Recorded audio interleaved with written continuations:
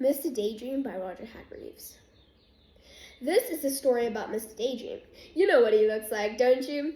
Because you've seen his picture on the front of this book. It's also a story about a little boy called Jack, and you don't know what he looks like, so here's a picture of him. Now, Jack was a very good little boy. He always ate up all his lunch. He always went to bed when he was told. He always said, please, and thank you. But Jack was a daydreamer. Whenever he was supposed to be thinking about something, he found himself thinking about something else. Daydreaming. One day, Jack was at school. He was sitting at his desk listening to the teacher talking about history. It was a very warm day. Jack was glad he was sitting at the back of this classroom next to the open window.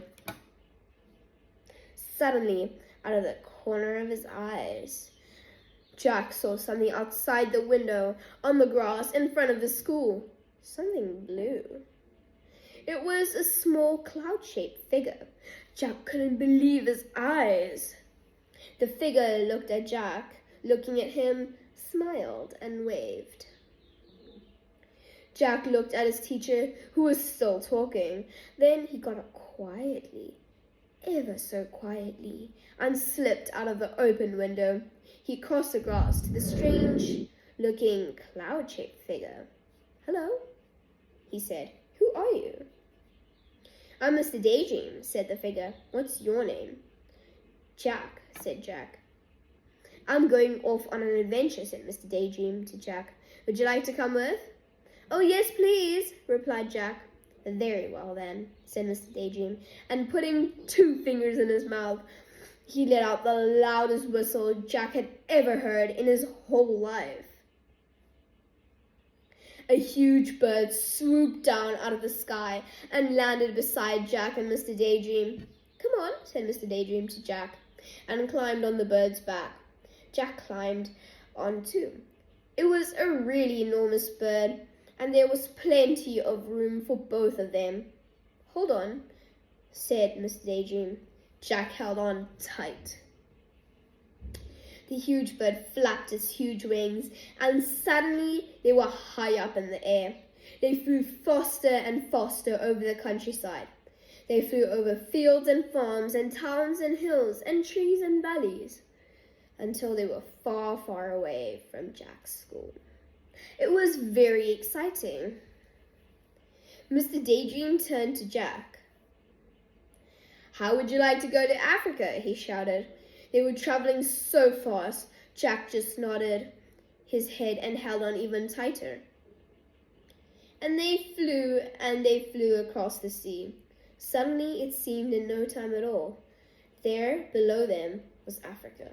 The bird landed in a jungle clearing, and Jack and Mr. Daydream climbed off the bird's back. It was very hot. "Come on," said Mr. Daydream to Jack. "Let's go and explore." So off they set, pushing their way through the jungle. Suddenly, in the middle of the clearing, they saw an elephant. "Hello, Mr. Daydream," trumpeted the elephant down its trunk. "Would you like a lift?" "Yes, please," replied Mr. Daydream, and the elephant reached out his trunk, picked him up, and then put him on his back. Then he reached out his trunk again, picked up Jack, and put him on his back. It was very high. The elephant carried them through the jungle until they came to a river. Then he set them down on the ground, said goodbye, and went off back into the jungle. "How are we going to cross the river?" Jack asked Mr. Daydream. "Perhaps I can be of an assistance," wheezed a particularly oily voice coming from the river. They looked, and there was a crocodile. "Use my back as a bridge," suggested the crocodile. It was very helpful. They were halfway across the river of the crocodile's back when the crocodile gave a rather nasty grin, all teeth and no smile. Then, flicking his enormous tail and shooting Jack and Mr. Daydream up into the air, the crocodile opened his horribly large mouth and waited. It was very frightening. "Oh dear," gasped Jack as he looked down to that enormous mouthful of teeth. "Oh dear! Oh, help!" Mr. Daydream, upside down beside him, put 2 fingers in his mouth and let out that very large whistle of his.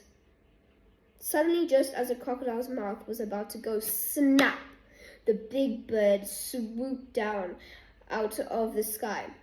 Mr. Daydream and Jack landed right on the bird's back. "Phew," said Jack. "Bother," said the crocodile. "Well, I promised you an adventure, didn't I?" grinned Mr. Daydream. "Why, you certainly did," said Jack. "And now," said Mr. Daydream, "I think we'll go to Australia." And they did. And Jack learned to throw a boomerang so that it always came back to him. "And now," said Mr. Daydream, "I think we'll go to the North Pole." And they did. And Mr. Daydream fell right up to the middle in a sand snowdrift. "And now," said Mr. Daydream, "I think we will go to the Wild West." And they did. And Mr. Daydream found a huge 10-gallon cowboy hat. The trouble was, when he put it on, he couldn't see out. "Jack," he called from underneath the hat. "Jack! Jack!" Suddenly, Jack realized that it wasn't Mr. Daydream saying his name. It was his teacher. And Jack wasn't in the Wild West. He was sitting at his school desk. "Jack," said the teacher again, "you've been daydreaming." It was true. He had. But do you know something? Daydreaming is more fun than history.